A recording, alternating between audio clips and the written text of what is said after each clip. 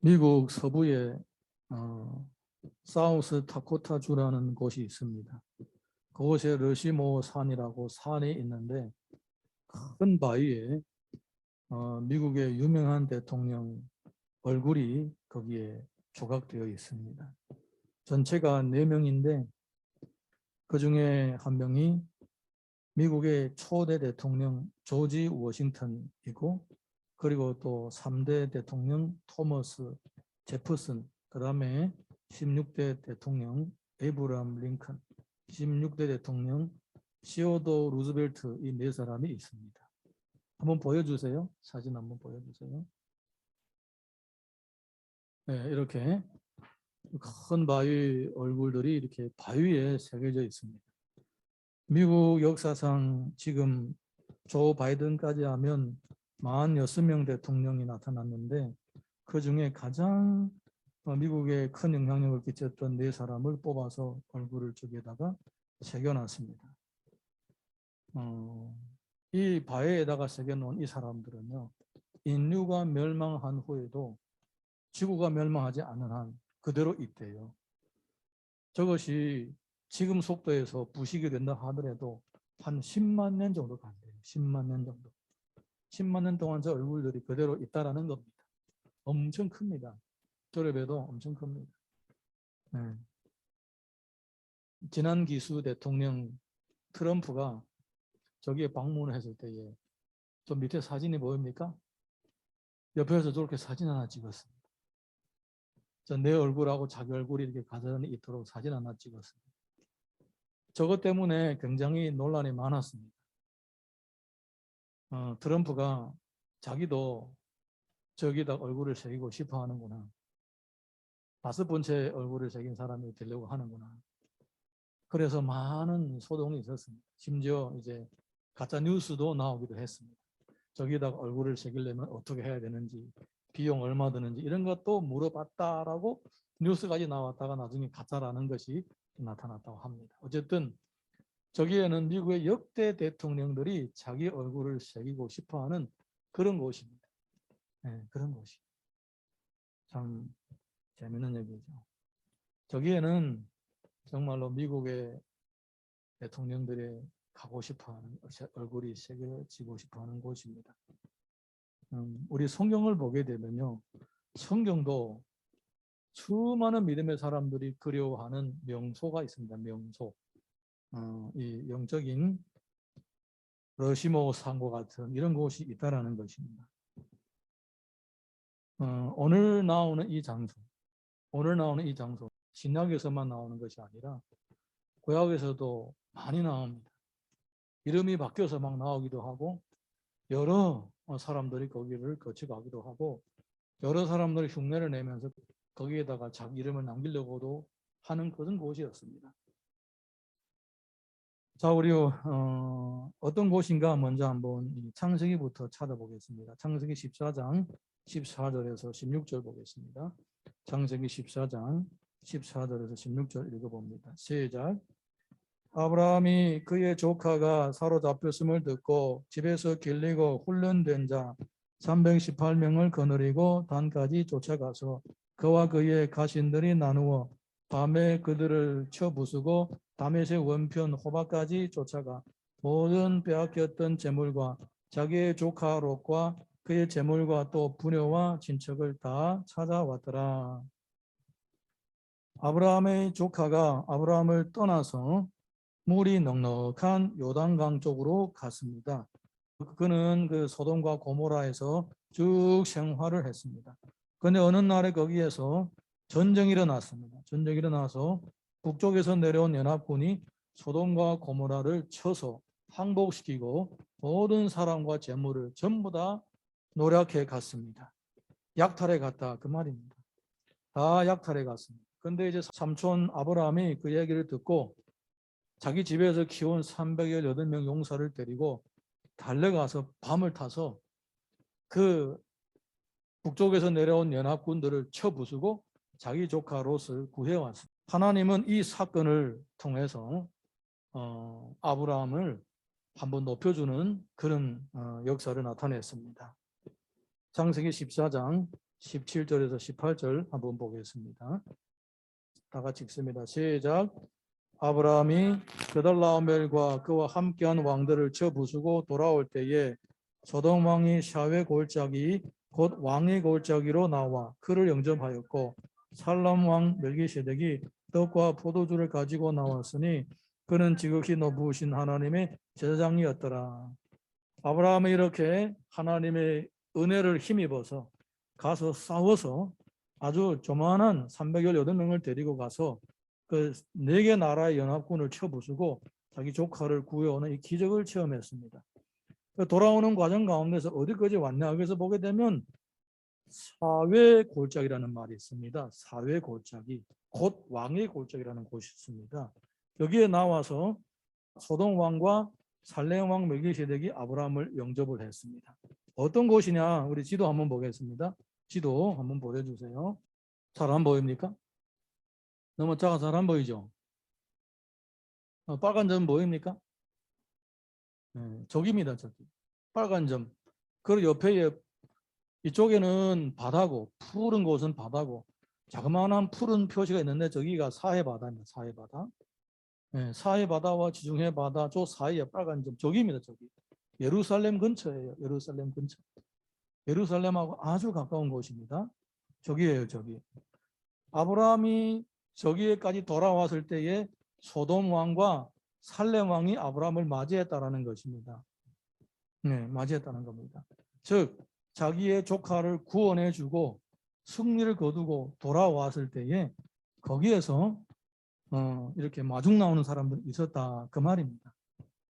자, 이게 중요한 것입니다. 하나님의 은혜를 힘입어 승리를 거둔 다음에 돌아올 때에 사람들이 거기서 아브라함을 맞이했다 그거예요. 19절에서 20절 이어서 읽습니다. 시작. 그가 아브라함에게 축복하이르되 천지의 주제시요 지극히 높으신 하나님이여 아브라함에게 복을 주옵소서. 너희 대적을 내 손에 붙이신 지극히 높으신 하나님을 찬송할지로다 하며 아브라함이 그 얻은 것에서 10분의 1을 멜기세덱에게 주었더라. 아멘. 살렘 왕 멜기세덱은 아브라함이 돌아오는 것을 맞이하면서 축복을 했습니다.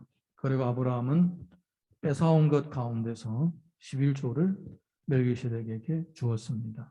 그러니까 아브라함은 싸워서 자기 조카들만 구해온 것이 아니라 그동안에 이 북방 연합군이 노략했던 그 모든 물건들도 같이 빼앗아 온 거예요. 네. 조카들 것만 싹 뺏어온 것이 아니라 전부 다 노략질한 것들 전부 다 가져온 거예요. 네. 그래서 그는 자기가 빼앗아온 것 중에서 11조를 멜기세덱에게 주었습니다. 이렇게 아브라함은 환난 가운데 빠진 자기 조카를 구해서 승리를 거두고 돌아올 때에 멜기세덱이 그를 맞이해서 하나님께 영광을 돌리게 되는 것입니다. 이 사건이 무슨 의미가 있느냐? 여기에서 아브라함은 장차 오실 예수 그리스도의 그림자였다는 것입니다. 예수님이 장차 이렇게 자기 백성을 구원해 주시고 이렇게 하나님께 영광 돌린다는 것을 미리 보여주는 것입니다. 할렐루야. 예, 구약 성경에 보게 되면 이 믿음의 사람들이 그냥 나오는 게 아닙니다. 장차 오실 예수 그리스도의 그림자 보여주는 것. 자, 우리 성경 다른 한 구절도 보겠습니다. 사무엘하 6장 11절에서 12절 상반절 보겠습니다. 같이 읽습니다. 시작. 여호와의 교회가 가드 사람 오벳에돔의 집에 석 달을 있었는데 여호와께서 오벳에돔과 그의 온 집에 복을 주시니라. 어떤 사람이 다윗 왕에게 아뢰어 이르되 여호와께서 하나님의 교회로 말미암아 오벳에돔의 집과 그의 모든 소유에 복을 주셨다 한지라. 다윗이 이제 왕이 되고 난 후에 하나님의 교회를 자기의 성으로 들여오려고 했습니다. 그런데 이 서툰 제사장들은 하나님의 교회를 어깨에다 매지 않고 수레에다가 실었습니다. 근데 소들이 오다가 뛰어가지고 제사장이 손으로 만진 것이었습니다. 그때 하나님이 진노하시고 손을 만진 사람이 즉시로 죽게 했습니다. 즉시로 죽게 했습니다. 그래서 다윗이 무서워서 이 하나님의 교회를 자기의 사는 이 다윗 성으로 들여오지 못하고 오벳 에돔의 집에다가 두었습니다. 오벳 에돔의 집에다가 두었습니다. 그런데 오벳 에돔이 하나님의 교회를 보관하는 동안에 이 3개월 동안에 하나님께서 이 오벳 에돔에게 엄청난 복을 주신 것입니다. 그 소문이 다윗에게 들린 거예요. 그 다윗이 안 되겠다 이거 내가 받을 복을 왜 오벳 에돔이 중간에서 가로채냐. 내가 가져와야 되겠다. 그래서 다시 용기를 내서 이번에는 제사장들을 시켜서 수레로 싣지 않고 어깨로 메어오게 하는 거예요. 하나님의 교회를 메어 들여오는 거예요.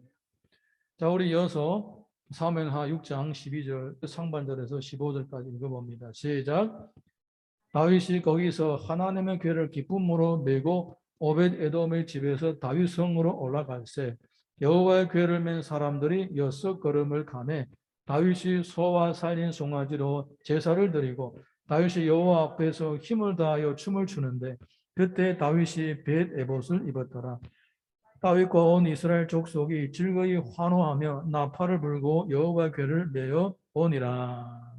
이렇게 깊은 마음으로 하나님의 궤를 메고 들어오는데 어디에서부터 오느냐? 오벳 에돔의 집에서 다윗 성까지 오게 되는 것입니다. 그러면 이 오벳 에돔의 집에서 다윗 성까지 오는 이 노선이 어떤 노선인가? 우리 한번 보겠습니다. 예, 보입니까? 아까 그림하고 똑같은 거예요. 저 빨간 점 보입니까? 저 빨간 점이 아까 봤던 아브라함이 그돌라오멜 연합군을 치고 돌아올 때에 살렘 왕과 소돔 왕을 만났던 그곳이에요. 같은 곳이에요. 네, 같은 곳이에요. 참 놀랍죠. 역사는 신기하게 비슷한 패턴으로 반복을 합니다. 승리한 아브라함이 돌아올 때에 고기를 곳까지 와가지고 멈췄다가 살렘 왕을 만났습니다. 다윗도 자기가 모든 원수를 무찌르고 승리한 후에 하나님의 궤를 메고 들어올 때도 딱 거기에 오는 거예요. 네. 1000년 전에 자기의 조상 아브라함이 갔던 그곳에 오게 되는 거예요. 참 신기하게 역사는 이렇게 반복을 하는 겁니다. 그곳이에요. 그곳이에요. 자, 우리 다음 그림을 보겠습니다. 딱 봐요. 맞죠? 네, 그곳인 거예요. 하나는 좀 크고 하나는 좀 작으니까 비교가 되는데 그곳인 것입니다. 사무엘하 6장 18절에서 19절 보겠습니다. 시작. 다윗이 번제와 화목제 드리기를 마치고 만군의 여호와의 이름으로 백성에게 축복하고 모든 백성 곧 이스라엘 무리에게 남녀를 막론하고 떡 1개와 고기 1조각과 건포도 떡 1덩이씩 나누어 주매 모든 백성이 각기 집으로 돌아가니라. 자, 이곳이 어디냐? 이곳이 아까 왕곡이라고 했습니다. 왕곡이라고 했습니다. 그런데 참 재밌는 거는 이 다윗이 그곳을 통해서 이렇게 궤를 메어서 들여왔습니다. 들여오고 난 후에 나중에 아들 압살롬이 쿠데타를 일으킵니다. 반란을 일으켜가지고 다윗이 도망갑니다. 도망가는데 다윗이 도망간 다음에 이 압살롬이 예루살렘에 입성할 때에 어디로 들어왔느냐? 여기로 들어옵니다.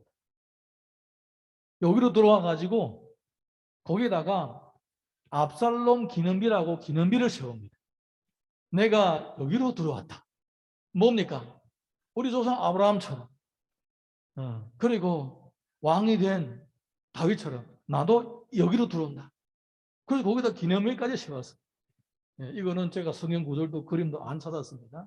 왜? 반역자이기 때문에. 반역자가 우리 볼 필요 없습니다. 궁금하면 나중에 찾아보세요. 압살롬의 기념비라고 찾아보면 나옵니다. 뒤도 흉내를 낸다고 거기다 기념비를 세웠습니다. 자기를 맞이하는 사람은 아무도 없는데 맞이하는 사람 없으니까 기념비라도 세워놔야지. 그래서 흉내내고 거기다 기념비를 세워놓는 거예요. 이곳은 정말로 중요한 곳입니다. 자, 우리 마태복음 21장 1절에서 5절 보겠습니다. 다 같이 읽습니다. 시작. 그들이 예루살렘에 가까이 가서 감람산 벳박에 이르렀을 때에 예수께서 두 제자를 보내시며 이르시되 너희는 맞은편 마을로 가라. 그리하면 곧 맨 나귀와 나귀 새끼가 함께 있는 것을 보리니 풀어 내게로 끌고 오라. 만일 누가 무슨 말을 하거든 주가 쓰시겠다 하라. 그래하면 즉시 보내리라 하시니 이는 선지자를 통하여 하신 말씀을 이루려 하심이라. 일러스되 시온의 딸에게 이르기를 내 왕이 내게 임하나니 그는 겸손하여 나귀 곧 멍에 매는 짐승의 새끼를 타도다 하리라 하였느니라. 예수님께서 유월절을 맞이하기 위하여 예루살렘으로 들어오십니다. 예루살렘으로 들어오실 때에 나귀 새끼를 준비하라고 합니다. 그래서 제자들이 동네에 들어가서 나귀 새끼를 데려왔는데 예수님이 바로 그 나귀 새끼를 타고 예루살렘으로 들어오는데 그곳이 어디냐? 자, 우리 이어서 6절에서 9절 읽습니다. 6절에서 9절 시작. 제자들이 가서 예수께서 명하신 대로 하여 나귀와 나귀 새끼를 끌고 와서 자기들의 겉옷을 그 위에 얹음에 예수께서 그 위에 타시니 무리의 대다수는 그들의 겉옷을 길게 펴고 다른 이들은 나뭇가지를 베어 길에 펴고 앞에서 가고 뒤에서 따르는 무리가 소리 높여 이르되 호산나 다윗의 자손이여 찬송하리로다. 주의 이름으로 오시는 이여 가장 높은 곳에서 호산나 하더라. 예수님께서 나귀를 타고 예루살렘에 들어오실 때에 예루살렘은 크게 소동했습니다. 헤아릴 수 없는 사람들이 거기서 모여서 예수님의 입성을 환영하고 있었습니다. 그 예수님의 입성을 환영한 그 곳이 어디냐? 자, 우리 한번 그림 보겠습니다. 지도 보겠습니다. 자, 이곳이 바로 아브라함이 그돌라오메를 치고 승리하고 돌아올 때에 살렘 왕을 만났던 그곳이고 다윗이 궤를 가지고 예루살렘으로 들어오는 그곳이었고 이번에 예수님도 그곳으로 입성을 하시는 겁니다. 자, 다른 그림 보면 어때요? 세 곳이 어때요? 다 똑같은 곳이에요. 그곳이 그곳인 거지. 예수님이 입성할 때는 베다니에서 예루살렘으로 들어옵니다. 베다니가 예루살렘하고 아주 가깝습니다. 그래서 그곳에서 예루살렘으로 들어오는데 그 경고하는 경로를 보게 되면 또 그곳입니다. 왕의 골짜기라도 하고 그리고 또 흰놈 골짜기하고도 가깝고 바로 그곳이 그곳인 거예요. 기드론 시내하고도 가깝고 감람산하고도 가깝고 다 그곳이 그곳인 거예요. 네, 그곳이 그곳이 얼마나 놀랍습니까? 그래서 이곳은 진짜 나중에 다른 성경의 다른 기록에서도 나옵니다. 다른 기록에서 나오는 거예요. 왕들이 그쪽으로 들어오는 것을 볼 수가 있습니다. 그래서 이것은 하나님의 일꾼으로서 하나님의 종으로서 영광스럽게 승리하고 돌아올 때에 필연적으로 경고하는 명소인 것입니다. 여기가 기드론 시내라고도 하고 시월 골짜기라도 하고 흰놈의 아들 골짜기, 왕의 골짜기라도 합니다. 여러 가지 이름이 바뀌지만은 장소는 맨 그 장소예요. 맨 장소 그 장소예요. 자, 우리 이어서 마태복음 21장 10절에서 11절 보겠습니다. 시작.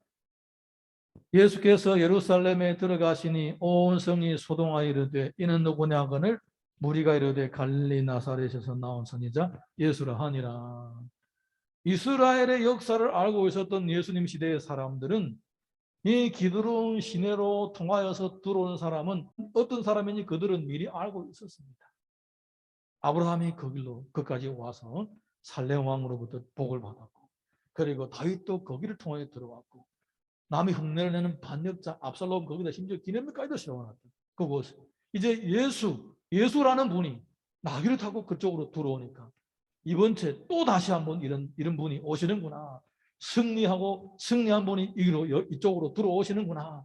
이렇게 그 명절의 축제와 더불어 이 메시아를 맞이하는 그 기쁨으로 예수님을 맞이했던 것입니다. 승리자가 들어오는 곳, 승리자가 환영을 받는 그곳, 바로 여기 왕의 골짜기도 하고 또 기드론 시내라고도 하는 이곳입니다. 사랑하는 성도 여러분, 예수님의 승리, 곧 우리의 승리인 것입니다. 우리는 예전에는 하나님을 믿지 않았습니다. 하나님을 믿지 않았을 때는 하나님 나라 역사는 우리와 아무런 상관이 없습니다. 아브라함이 승리했든 패배했든 우리와 상관이 없습니다. 다윗이 승리했든 패배했든 우리와 상관이 없고 예수님이 죽으시고 부활한 것 나와 상관이 없었습니다. 근데 우리가 예수님을 믿는 그 순간부터 우리의 신분은 하나님의 나라의 백성이 된 것입니다. 이 영적인 신분이 생기는 그 동시에 아브라함의 승리가 나하고 관련이 있게 되고 다윗의 승리가 나하고 관계가 있게 되고 더더욱 예수 그리스도의 구속 역사가 나하고는 떼려야 뗄 수 없는 관계가 생기게 되는 것입니다. 이게 바로 대표성의 원리라는 뜻입니다. 대표성의 원리. 2022년도 카타르 월드컵 조별 추첨 결과가 며칠 전에 나왔습니다. 한국팀이 H팀으로 뽑혔는데 거기에 네 나라가 같이 묶여 있는데 거기에 포르투갈, 그리고 가나 이런 나라들, 포르투갈, 가나, 그리고 또 어느 나라 있던가 네 나라인데 네, 이렇게 팀으로 되어 있습니다. 근데 한국은 지금까지 11번 동안 11번 이제 월드컵을 참석했는데 아시아에서 월드컵을 가장 많이 참석한 나라입니다. 그리고 또 연속적으로 중간에 빠짐없이 연속적으로 가장 많이 참석한 아시아 나라입니다. 네. 일본도 그러지 못했습니다. 유독 한국이 축구를 참 잘했던 것 같아요. 아시아에서. 쭉 연속적으로 계속 참석했습니다. 이제 가장 좋은 전적이 언제냐? 2002년도 한일 월드컵이었습니다. 한일 월드컵에서 4강까지 들어간 거예요. 4강. 38팀에서 4등 했다는 겁니다. 네. 전무후무한 성적이죠. 그런데 이 4강을 치르는 과정 가운데 말썽이 많았습니다. 이제 조별리그에서 포르투갈을 이겼습니다. 그 당시에. 포르투갈을 이겼는데 왜 포르투갈을 얘기하느냐? 이번에도 포르투갈하고 또 차겠기 때문에 20년 전에 포르투갈하고 차가지고 이겼습니다. 20년 후에 이번에 또 차게 되는 거예요. 네, 근데 포르투갈하고 찰 때 그 당시에 포르투갈은 챔피언을 할 수 있는 실력 가진 팀이에요. 그 포르투갈 팀에는 발로도 바이올린을 탈 수 있다라고 하는 유명한 피거라는 사람이 있었어요. 챔피언을 소망하고 있는 팀이에요. 그런데 조별리그에서 한국한테 져가지고 탈락이 된 거예요. 네. 16강도 못 들어가고 1등을 지망하고 왔는데 그냥 한국하고 만나서 져가지고 그 다음에 더 이상 못 간 거예요. 그래서 이 포르투갈 팀이 한이 맺힌 거예요. 한이. 네, 20년 동안 한이 맺힌 거예요.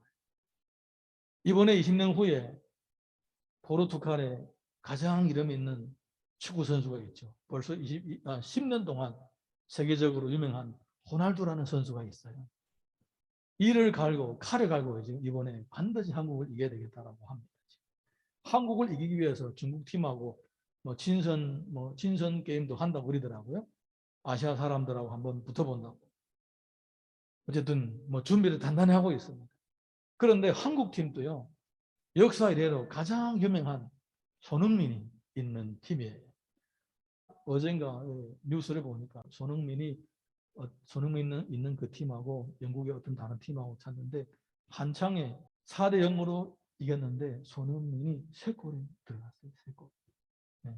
그래서 아주 손흥민이 인기가 막 이제 세계적으로 부상하고 있습니다. 참 궁금합니다. 이번에 11월 21일 날에 시작을 하는데 한국 팀이 다른 팀하고는 다 져도 괜찮는데 포르투갈만 딱 이겼으면 좋겠어요. 20년 전에 너희들 이겼습니다. 오늘도 이긴다. 20년 전에 실력으로 너희들 이긴 거다. 20년 후에도 실력으로 너희들 이긴다. 한번 증거를 해봐서 아면 안 해도 됩니다. 어쨌든 근데 이제 중요한 거는 한국 팀이 이긴다는 것은 아시아 사람들의 영광이에요. 아시아 사람들은 원래 축구를 못 찬다고 그랬어요. 키도 작고 체력도 약하고 달리는 것도 다리도 짧아요. 네. 흑인들하고 백인들하고 비하면 비리가 윗몸이 좀 길어요. 다리가 짧아. 그런데 축구를 잘 못 찬 줄 알았어요. 그런데 이제 한국이랑 일본이 잘 차잖아요.